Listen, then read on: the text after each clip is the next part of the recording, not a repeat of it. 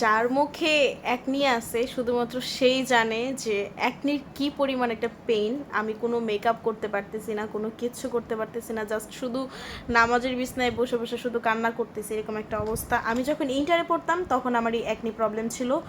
তো তারপরে 1 বছর পরে আমার হঠাৎ করে অ্যাকনিটা চলে যায়। তারপরে বিয়ের পরে আর কোনো অ্যাকনি হয় না, সুনাই না হইলো। এখন রিসেন্টলি আমার মুখে এত ব্রণ উঠছে, এত অ্যাকনি প্রবলেম, যা বলার বাহিরে। আমি শুধু কান্না করি, মেকআপ তো বসেই না। এই অ্যাকনির জন্য যে একটা সপ্তাহে কত টাকা নষ্ট করলাম আমি। এই একটা ক্রিম দিলাম, তারপরে হচ্ছে এটা একটা ক্লিনজার মানে টোনার, তারপরে হচ্ছে আমি আমার কি সমস্যা সেটা বোঝার জন্য আমি আমার ফেস পাউডারটাও চেঞ্জ করে ফেলছি। আজকে একটা নতুন ফেস পাউডার বিলাল কিনতেছে, বিলাল বলতেছে তোমার কিসের সমস্যা হইতেছে বলো। আর এখানে আপনি যদি ফেসিয়াল করতে চান, আমি আমার লাইফে মনে হয় না আমি কখনো পার্লারে গেছি, এতটুকু মনে হয় না। যদিও যেয়ে থাকি তাহলে শুধুমাত্র যে কান ফোরানোর জন্য গেছি এই, বা নাক ফোরানোর জন্য গেছি এই, এছাড়া আবার হচ্ছে বিউটি ব্লেন্ডারও চেঞ্জ করছি। ভাবতেছি কোথায় কি ভাইরাস ঢুকলো, কি কারণে আমার মুখে একনি হইতেছে, এর জন্য সব চেঞ্জ করছি। আর এটা হচ্ছে আমার চুলের শ্যাম্পু, এটাই ব্যবহার করি আমি, শ্যাম্পু কন্ডিশনার। আমার প্রত্যেক সপ্তাহে আমার কসমেটিক কিনতে হয়, একটা সমস্যা, আমার কসমেটিক বেশি থাকে না। আর হচ্ছে এই গ্রানিয়ারটা, এটা ব্যবহার করার কারণ হচ্ছে আমি যখন মেকআপ করি দেখা যায় টোনার দিয়ে মেকআপটা ভালো করে উঠে বা ক্লিনজার দিয়ে ভালো করে ক্লিন করি, তারপর আমার কাছে কেন জানি মনে হয় আমার মুখটা একটু ভার ভার হয়ে থাকে।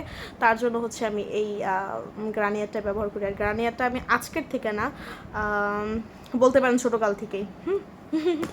এই, তারপরে ফাউন্ডেশন কিনছি একটা, ভাবতেছি কি কারণে আমার সমস্যা হয়, কারণটাই বের করার হচ্ছে চেষ্টা।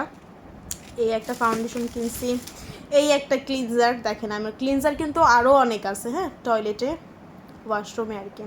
এই একটা ক্লিনজার, এটা বাংলাদেশে নাই আমি যতটুকু জানি, থাকলেও থাকতে পারে। এটা হচ্ছে বিলালের মাস্ক। এই একটা ক্লিনজার, এইটা হচ্ছে অ্যাকনির জন্য। আর এখন আর কি বলবো, এগুলো হচ্ছে আমার এই সপ্তাহের জিনিসপত্র। আরও যে কত কিছু আমি কিনি আমার এখানে আসার পর, এই একনিতে সমস্যাগুলো হলো। আর যারা সবসময় এসিতে থাকেন তাদের জন্য হচ্ছে এই একটি প্রবলেমটা বেশি হয় আমার কাছে মনে হয়। তো যখন বিলাল থাকে না আমি চেষ্টা করি এসিটা বন্ধ করে রাখতে, ফ্যান অন করে রাখতে। আর রেগুলার এসির নিচে থাকলে স্কিনটা ড্রাই হয়ে যায়, দেন পিম্পল কামিং।